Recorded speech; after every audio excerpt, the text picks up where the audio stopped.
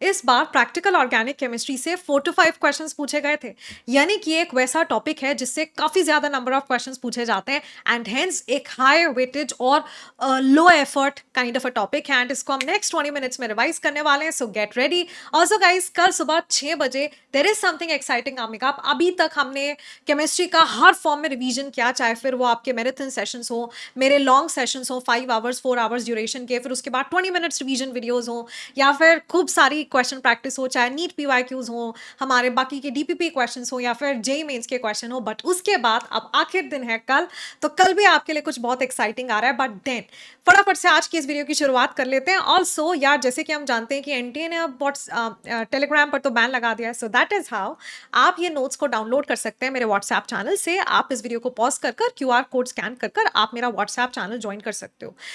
तो चलिए सबसे पहले शुरुआत करेंगे हम लोग। I mean, is it better this way और is it better this way? I think ऐसे ज़्यादा अच्छे से दिखेगा शायद आपको, है ना? हाँ, तो यार देखो, सबसे पहले हम बात करेंगे यहाँ पर हमारा जो एल्डिहाइड और कीटोनिक फंक्शनल ग्रुप हमारे होते हैं, करेक्ट? तो जो हमारे पास एल्डिहाइड या फिर कीटोनिक फंक्शनल ग्रुप होते हैं उनको हम कैसे डिस्टिंग्विश कर सकते हैं? तो यार याद रखना कि अगर हम बायसल्फाइड यानी कि NaHSO4 का एडिशन करते हैं तो सारे के सारे एल्डिहाइड्स तो इसके साथ प्रोडक्ट बनाते हैं, है ना? एल्डिहाइड तो इसके साथ प्रोडक्ट बनाएंगे, व्हाइट क्रिस्टलाइन सॉलिड मिलता है इसका जो प्रोडक्ट होता है, लेकिन सारे कीटोन्स नहीं बनाते। केवल और केवल वो कीटोन्स जो कि मिथाइल कीटोन होते हैं या फिर साइक्लिक कीटोन्स होते हैं, यानी कि अनहिंडर्ड कीटोन्स होते हैं, केवल सोडियम बाइसल्फाइड के साथ वही रिएक्शन देते हैं। ये हमने एल्डिहाइड कीटोन्स में पढ़ा है। फिर हम जानते हैं कि चाहे हमारे पास टॉलेंस रिएजेंट टेस्ट हो, फेलिंग सोल्यूशन टेस्ट हो, या फिर हमारा बेनेडिक्ट टेस्ट हो, तीनों ही आपके टेस्ट पॉजिटिव आने वाले हैं एल्डिहाइड्स के साथ। और इसी के साथ जब हम बात करते हैं टॉलेंस रिएजेंट टेस्ट, तो वहाँ पर सिल्वर का प्रेसिपिटेशन होता है, इसको सिल्वर मिरर टेस्ट बोलते हैं। फेलिंग सोल्यूशन टेस्ट में क्यूपरस ऑक्साइड बनती है जो कि रेडिश ब्राउन कलर की होती है। बेनेडिक्ट रिएजेंट टेस्ट में भी हमारे पास क्यूपरस ऑक्साइड बनती है जो कि अगेन रेडिश ब्राउन कलर की होती है। बात करें शिफ्स रिएजेंट टेस्ट की, तो देखो यार, ये ना कलरलेस होता है, और जब ये रिएक्ट करेगा एल्डिहाइड के साथ, तो शिफ्स रिएजेंट जब आपका रिएक्ट करेगा किसके साथ? एल्डिहाइड के साथ, तो आपके पास यहाँ पर ऐसा मजेंटा पिंक कॉम्प्लेक्स आपको मिलता है। कीटोन्स इसके साथ रिएक्शन नहीं दिखाते हैं। फिर बात करें कार्बोक्सिलिक एसिड फंक्शनल ग्रुप के लिए, तो देखो यार, कार्बोक्सिलिक एसिड है, ब्लू लिटमस डालेंगे तो it will convert blue litmus into red. Sodium bicarbonate के साथ अगर टेस्ट किया जाए तो याद रखना कि यहाँ पर CO2 गैस रिलीज होगी, और CO2 गैस आपको पता है कि ब्रिस्क एफोवेसेंस प्रोड्यूस करती है।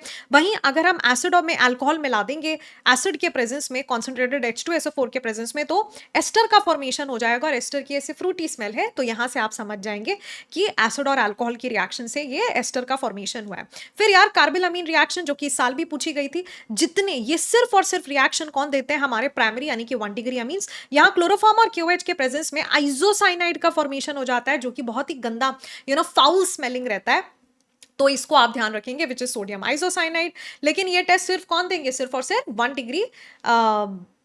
Degree amines. फिर हमारे पास क्या आता है कि एजोडाइ टेस्ट। यार ये कौन है? एनिलीन। यहाँ पर NaNO2HCl के प्रेजेंस में क्या होगी? डाइजोटाइजेशन रिएक्शन, यानी कि बेंजीन डाइजोनियम क्लोराइड का हमारे पास फॉर्मेशन हो जाएगा, जो कि बीटा नैप्थोल के साथ एक ऑरेंज कलर की डाई आपको बनाकर देगा।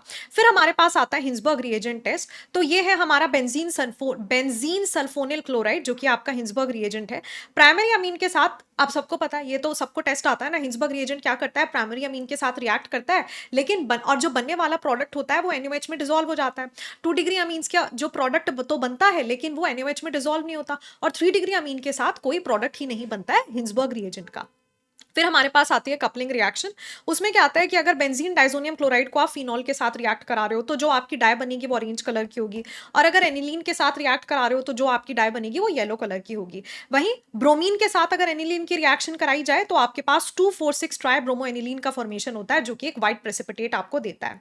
फिर इसके बाद अनसैचुरेशन के लिए तो टेस्ट हमारे बड़ी पॉपुलर है। सबसे पहले ब्रोमीन वाटर टेस्ट, फिर ब्रोमीन टेस्ट, या फिर बेयर्स रिएजेंट टेस्ट। तो यार हम सबको मालूम है कि यहाँ पर तो एंटी एडिशन होगा, है ना? Br जो है डबल बॉन्ड पर ऑपोजिट साइड से आकर ऐड होगा, और बेयर्स रिएजेंट टेस्ट में हम cold alkaline dilute KMnO4 use करते हैं। यहाँ पर भी हाइड्रोक्सिलेशन होता है, लेकिन सिन मैनर में। तो यहाँ पर तो क्या आता है? ब्रोमीन का जो ऑरेंज रेड कलर होता है वो डीकलराइज हो जाता है, और यहाँ पर KMnO4 का जो पिंक कलर होता है वो डीकलराइज हो जाता है। फिर और डायोल्स का फॉर्मेशन होता है, राइट? फिर टेस्ट करेंगे अगर हम अल्कोहलिक ग्रुप का, तो सबसे पहले हमारे पास आता है कैन टेस्ट। तो इसमें क्या होता है? कि यार देखो, अल्कोहल तो कैन टेस्ट किसके लिए होता है? अल्कोहल्स के लिए होता है। इसमें हमारे पास अमोनियम सेरिक नाइट्रेट रिएक्ट करेगा अल्कोहल के साथ और यहाँ पर एक वाइन रेड कलर का कंपाउंड आपको मिल जाएगा। वहीं अगर हम अल्कोहल किसी भी अल्कोहल का नहीं, अगर 2 डिग्री अल्कोहल है या फिर इथेनॉल है, तो आप सब जानते हैं कि वो हेलोफॉर्म रिएक्शन या फिर आयोडोफॉर्म रिएक्शन देते हैं, क्योंकि जो आयोडीन अलोंग विद NaOH है वो एक मॉडरेट ऑक्सीडाइजिंग एजेंट है, तो वो 2 डिग्री अल्कोहल को कीटोन में कन्वर्ट कर देता है, जिससे आपके पास मिथाइल कीटोन फंक्शनल ग्रुप आ जाता है और इसीलिए वो आयोडोफॉर्म टेस्ट पॉजिटिव देगा। तो आयोडीन यूज करोगे तो CHI3, जिसका कि येलो कलर का PPT आपके पास बन जाएगा। फिर तो ल्यूकास रिएजेंट टेस्ट भाई सबको पता है, 3 डिग्री अल्कोहल होगी या फिर ऐसा अल्कोहल होगा जिसमें रेजोनेंस स्टेबलाइज्ड कार्बोकेटायन बनेगा, वो आपको फटाफट से अल्काइल क्लोराइड बना के दे देगा और बहुत क्विक टर्बिडिटी आपको मिलती है with in like few seconds. 2 degree में थोड़े टाइम लगेगा टर्बिडिटी आने में, अ फ्यू मिनट्स, एंड वहीं 1 डिग्री में टर्बिडिटी आने में घंटे लग जाते हैं या कई बार आती नहीं है, वार्म करना पड़ता है। याद रखना, Lucas reagent SN1 mechanism follow करता है और ल्यूकास रिएजेंट किसको कहते हैं? ZnCl2 और HCl के कॉम्बिनेशन को, जहां ZnCl2 HCl का आयनाइजेशन बढ़ाने में मदद करता है। फिर हमारे पास आता है दी सॉल्युबिलिटी टेस्ट और इससे इस साल भी क्वेश्चन पूछे गए थे। तो यहाँ पर हमारे पास क्या होता है कि जितने भी हमारे फिनोलिक कंपाउंड्स होते हैं, है ना, तो यार देखो सॉल्युबिलिटी टेस्ट की बात करें, फिनॉल NaOH में आसानी से डिसॉल्व हो जाएगा, तो तुम्हारे पास यहाँ पर सोडियम फिनॉक्साइड बनता है। वहीं जितने भी हमारे फिनोलिक कंपाउंड्स होते हैं वो किसके साथ भला? FeCl3 के साथ। वो आपका यहाँ पर इस तरीके से वॉलेट कलर का कॉम्प्लेक्स बना लेंगे। फिनोलिक समझ रहे हो, जरूरी नहीं है सिर्फ फिनॉल, अगर किसी के अंदर ये फिनोलिक यूनिट भी प्रेजेंट है तो वो भी यहाँ पर ये बना लेगा। एंड इसी के साथ डायटेस्ट की बात करें तो फिनॉल और थैलिक एनहाइड्राइड फिनोफ्थलीन इंडिकेटर बना लेते हैं, और हम सबको पता है फिर फिनोफ्थलीन बन गया तो NaOH के साथ पिंक कलर देगा। वहीं आपका फिनॉल ब्रोमीन के साथ क्या देता है? 2,4,6 ट्राइब्रोमोफिनॉल, जो कि व्हाइट कलर का प्रेसिपिटेट होता है। नाइट्रोजो रिएक्शन में क्या है कि यार अपना फिनॉल NaNO2HCl के साथ रिएक्ट करेगा तो एक इंडोफिनॉल कॉम्प्लेक्स बन जाएगा, जो कि NaOH के साथ डिसॉल्व होने पर ब्लू या फिर ग्रीन कलर आपको देता है। अब शुरू करते हैं कि कैसे हम ऑर्गेनिक कंपाउंड में प्रेजेंट एलिमेंट का एक्सट्रैक्शन करते हैं और उसका एस्टिमेशन करते हैं। तो सबसे पहले शुरू करेंगे हम कार्बन के साथ। कार्बन को एक्सट्रैक्ट किया जाता है in the form of CO2, फिर उसकी रिएक्शन कराई जाएगी कैल्शियम हाइड्रोक्साइड के साथ, तो हमारे पास बनेगा कैल्शियम कार्बोनेट, जो कि मिल्की अपीयरेंस देगा। फिर इसके बाद हाइड्रोजन को एक्सट्रैक्ट किया जाता है in the form of H2O which is water, उसकी रिएक्शन कराई जाएगी कॉपर सल्फेट के साथ, तो आपके पास CuSO4.5H2 आ जाएगा, जो कि ब्लू विट्रियोल है, जिसका आपको पता है ब्लू कलर होता है। फिर यार उसके बाद चाहे साइनाइड हो, सल्फाइड हो, या आपके पास नाइट्रोजन सल्फर हो, या फिर हेलोजन हो, या फिर फॉस्फेट हो, सभी को एक्सट्रैक्ट किया जाता है लेसैग्नेस टेस्ट के साथ, यानी कि इनका सोडियम फ्यूजन एक्सट्रैक्ट प्रिपेयर किया जाता है। जहां ये ऑर्गेनिक कंपाउंड में कोवलेंट कंपाउंड में प्रेजेंट होते हैं, वहीं अब ये एक आयनिक कंपाउंड में कन्वर्ट हो जाते हैं और फिर इनका स्पेसिफिक टेस्ट जो है परफॉर्म कर लिया जाता है। तो सबसे पहले अगर हम बात करें साइनाइड की, तो यार उसको हम रिएक्ट कराते हैं फेरस सल्फेट या फिर FeCl3 के साथ, तो आपके पास ये फेरीफेरोसाइनाइड, यानी कि जिसका आपके पास प्रशियन ब्लू कलर आता है, वो कॉम्प्लेक्स बनेगा। यहाँ पर सोडियम सल्फाइड बनता है, जो कि लेड एसीटेट के साथ रिएक्शन पर आपको लेड सल्फाइड देगा, जो कि ब्लैक कलर का होगा, और वहीं यहाँ पर आपको ये कंपाउंड मिलेगा जो कि वॉलेट कलर का होने वाला है। फिर थायोसाइनेट के साथ आपको यहाँ पर इस तरह से यहाँ SCN आएगा बच्चों, और जो कि FeCl3 के साथ आपको ये ब्लड रेड कलर का कॉम्प्लेक्स मिल जाएगा। वहीं अगर हम बात करें सोडियम हेलाइड की, तो यार सबसे पहले इसकी रिएक्शन कराते हैं HNO3 के साथ, सच दैट अगर यहाँ पर इसका ऑक्सीडेशन हो पाए, और फिर सिल्वर नाइट्रेट के साथ हम रिएक्शन करवा देते हैं, तो AgCl AgBr या फिर AgI का प्रेसिपिटेशन हो जाएगा। आपको पता है डिपेंडिंग अपॉन, अगर यहाँ Cl नेगेटिव हो AgCl बनेगा जो व्हाइट कलर का होगा, AgBr बनेगा वो पेल येलो होगा, और अगर सोडियम सिल्वर आयोडाइड बनेगा तो वो येलो कलर का प्रेसिपिटेट बनेगा। वहीं फास्फोरस की अगर हम बात की जाए तो सोडियम फॉस्फेट के फॉर्म में उसको एक्सट्रैक्ट किया जाता है, एंड देन फिर उसकी अमोनियम मॉलिबेडेट के साथ रिएक्शन कराते हैं, तो कैनरी येलो PPT हमारे पास बन जाता है। वहीं अगर हम बात करें इनके क्वांटिटेटिव एस्टिमेशन की, तो देखो वैसे तो तुम ना इसको सिंपल मोल मेथड से भी कर सकते हो, बट मैंने अच्छे से इस स्लाइड के अंदर सबके जो है फॉर्मूलाज को मेंशन कर दिया है। जैसे यहाँ पर कार्बन को एक्सट्रैक्ट किया जाएगा CO2 के फॉर्म में, है ना, तो कार्बन का मास डिवाइडेड बाय CO2 का मास, फिर यहाँ मास जितना कार्बन का है कंपाउंड के अंदर जिसकी आप बात कर रहे हो, divided by the molar mass of the compound into 100। Similarly ऐसे मैंने हाइड्रोजन, ऑक्सीजन, सल्फर, हेलोजन और फॉस्फोरस सबके लिए यहाँ पर फॉर्मूलाज को मेंशन कर दिया, आप एक बार ही देख सकते हो। फिर यार अगर हम बात करें नाइट्रोजन की, तो उसके लिए हम जब ड्यूमास मेथड का यूज करते हैं तो हम यहाँ पर क्या करते हैं कि कंपाउंड में जो भी नाइट्रोजन प्रेजेंट होगा ना, उसको हम कन्वर्ट कर लेंगे किसके किसके फॉर्म में, नाइट्रोजन गैस के फॉर्म में। अब ये जो नाइट्रोजन गैस रिलीज होगी, हम इसका वॉल्यूम मेजर करेंगे और वॉल्यूम एस्टिमेशन से यहां पर इस फॉर्मूला में पुट कर हम जो इसका मास कैलकुलेट कर सकते हैं। तो क्वांटिटेटिव एस्टिमेशन हो गया किसका, नाइट्रोजन का। वहीं आप जेल्डाल्स मेथड अगर इस्तेमाल करते हो तो यहां पर हम क्या करते हैं, यहां हम कंपाउंड में प्रेजेंट नाइट्रोजन को अमोनिया में कन्वर्ट करा देते हैं। लेकिन ध्यान रखना कि ये वाला जो मेथड है, ना ही तो नाइट्रो कंपाउंड अगर आपके पास प्रेजेंट है, मतलब बेंजीन रिंग में नाइट्रो ग्रुप लगा है तो वो नहीं देगा।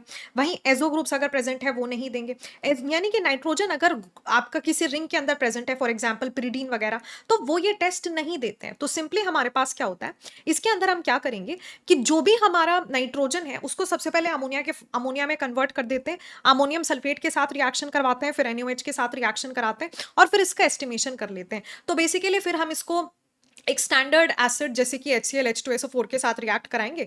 फिर जो भी हमारा एसिड बच जाएगा हम उसकी टाइट्रेशन करेंगे, तो वहां से हमारे पास यहाँ पर ये फॉर्मूला निकल कर आ जाता है। बच्चों इसमें आपके पास N क्या है, नॉर्मेलिटी जो भी एसिड की आप इस्तेमाल कर रहे हैं जिसके साथ टाइट्रेशन हो रही है। V क्या है, वॉल्यूम ऑफ एसिड कितनी यूज हुई है। इसी के साथ मतलब यहाँ पर आप V1 माइनस V2 इस कितना एसिड बच गया, तो कितनी वॉल्यूम ऑफ एसिड आपकी यूज हुई है। और W क्या है, जो भी आपका ऑर्गेनिक कंपाउंड का मास है आप यहाँ पर उसको लिख देंगे। फिर हमारे पास आते हैं कुछ प्योरिफिकेशन मेथड्स। ध्यान रखना है बहुत ही इजी टेक्निक्स हैं, बस इनमें ना तुम्हें थोड़ा सा लर्न कर जाना पड़ेगा, क्योंकि एनसीईआरटी ने कुछ एग्जांपल्स दिए और यूजुअली एनसीईआरटी के एग्जांपल्स को ही पूछ लिया जाता है। तो ध्यान रखना, सिंपल डिस्टिलेशन को तब इस्तेमाल किया जाता है जब दो ऐसे लिक्विड्स को सेपरेट किया जा रहा है जिनके बीच में बॉइलिंग पॉइंट का डिफरेंस बहुत ज्यादा है। तो वहां पर जैसे कि क्लोरोफॉर्म एनिलीन हो गया, जैसे ईथर और टोलुइन हो गया, हेक्सेन टोलुइन हो गया। थोड़ा सा एग्जांपल्स को ध्यान रखना पड़ेगा क्योंकि यूजुअली एनसीईआरटी वाले एग्जांपल्स को ही पूछा जाता है। फिर बात करें फ्रैक्शनल डिस्टिलेशन की, इस टेक्निक को तब यूज करते हैं जब दो लिक्विड्स जिनको कि हम सेपरेट करना चाहते हैं उनके बीच में बॉइलिंग पॉइंट का जो डिफरेंस है वो 10 डिग्री सेल्सियस से कम है। जैसे कि crude oil in petroleum industry, ये काफी इंपॉर्टेंट है। फिर एसीटोन एंड मिथाइल अल्कोहल, और इसी के साथ अभी पूछा गया था ऑर्थोनाइट्रोटोलुइन एंड पैरानाइट्रोटोलुइन। फिर डिस्टिलेशन अंडर रिड्यूस्ड प्रेशर, कैसे, कंसंट्रेशन ऑफ शुगर जूस के लिए। फिर इसी के साथ recovery of glycerol from spent lye, ये भी काफी इंपॉर्टेंट है। तो यार जब भी कोई लिक्विड बहुत ज्यादा हाई टेम्परेचर पर बॉईल करता है तो उसको हम डिकम्पोज करते हैं उसके बॉइलिंग पॉइंट अटेन होने से पहले। तो वहां पर यूजुअली सोप इंडस्ट्री वगैरह में इसका इस्तेमाल किया जाता है, glycerol, right. Steam distillation technique की अगर हम बात करें तो यहां पर इस तरह के सब्सटेंसेस जो कि इमिसिबल है वाटर के साथ एंड स्टीम वॉलेटाइल है, उनके केस में इसको परफॉर्म किया जाता है। तो aniline is separated from water, orthonitrophenol, paranitrophenol, orthosalicylaldehyde, parasalicylaldehyde, ये एग्जांपल्स याद रखना। फिर सब्लिमेशन एक सिंपल प्रोसेस है जहां पर सॉलिड से सीधा गैस बन जाता है, हम लिक्विड फेज में जाते ही नहीं, जैसे कैम्फर है ना, कपूर जिसको हम बोलते हैं। इसके लिए ध्यान रखेंगे क्रिस्टलाइजेशन। अब बच्चों क्रिस्टलाइजेशन टेक्निक होती है जिससे एक तरह से purification of the organic compound किया जा रहा होता है। तो बेसिकली यहाँ पर हम क्या करते हैं ना कि हमारे पास जो कोई भी ऑर्गेनिक कंपाउंड होगा, सबसे पहले तो हम उसको हीट करेंगे तो वो मेल्ट हो जाएगा, है ना। अब हाई टेम्परेचर पर ले जाने से क्या होता है, उसके अंदर जो इंप्योरिटीज प्रेजेंट है उनकी सॉल्युबिलिटी कम हो जाती है, तो वो आप फिर डिसॉल्व नहीं होंगे, इंप्योरिटीज अलग हो जाएंगी। अब वापस से हम टेम्परेचर को लोअर डाउन कर देंगे तो वापस से कंपाउंड का क्रिस्टलाइजेशन हो जाएगा, लेकिन उसमें से इंप्योरिटीज हट चुकी होंगी। तो ये होती है आपकी क्रिस्टलाइजेशन टेक्निक। और फिल्ट्रेशन वही यार, जैसे आप नॉर्मली जैसे चाय है उसको छानते हो, है ना, तो यानी कि जहां पर आप सॉलिड और लिक्विड को जो है सेपरेट कर रहे हैं। तो फॉर एग्जांपल नेफिलीन एंड यूरिया जहां पर वाटर सॉल्वेंट के तौर पर इस्तेमाल किया जाता है, बेंजोइक एसिड एंड हमारे पास आ गया नेक्स्ट एग्जांपल किसका, एंथ्रासीन का। सो इन केसेस में हमारे पास यहाँ पर हम फिल्ट्रेशन टेक्निक का इस्तेमाल करते हैं। And guys that is all, finally हमारा जो एक टॉपिक था which was the practical organic chemistry वो भी फिनिश हुआ। आप मेरे व्हाट्सएप चैनल से ये सारे के सारे नोट्स डाउनलोड कर सकते हो। बाकी आपकी तैयारी कैसे चल रही है, do let me know in the comments. And यार अब तैयारी क्या, तुमने बहुत कुछ पढ़ा है, बहुत कुछ आपको आता है, बहुत अच्छे से आपको आता है। So you need not to worry at all.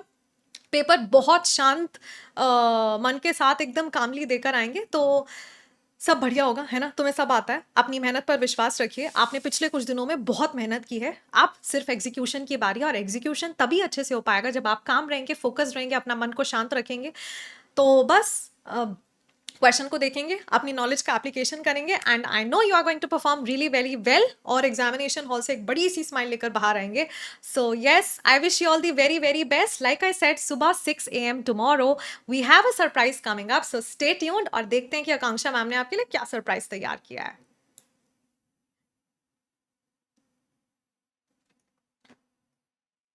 और इसी के साथ और इसी के साथ अगर आप कुछ भी अपना मैसेज मुझ तक पहुँचाना चाहते हैं, तो ज़रूर मेंशन कीजिएगा in the comment section. I would love to help you.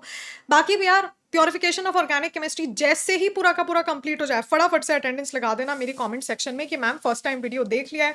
बच्चों, इसको अगर तुम पहली बार भी कर रहे हो, ऑनेस्टली अगर आप इसको 2, 3, 4 बारी ऑन रिपीट देख लेते हो, 10 मिनट की वीडियो है कुल मिला के, ठीक है? तो अगर 10 मिनट का भी तुम 2-3 बार देख लोगे, आधे घंटे में, वो भी अगर 1x पे देखोगे, तो भी एक-एक क्वेश्चन जो यहाँ से आएगा वो आप सॉल्व कर पाओगे।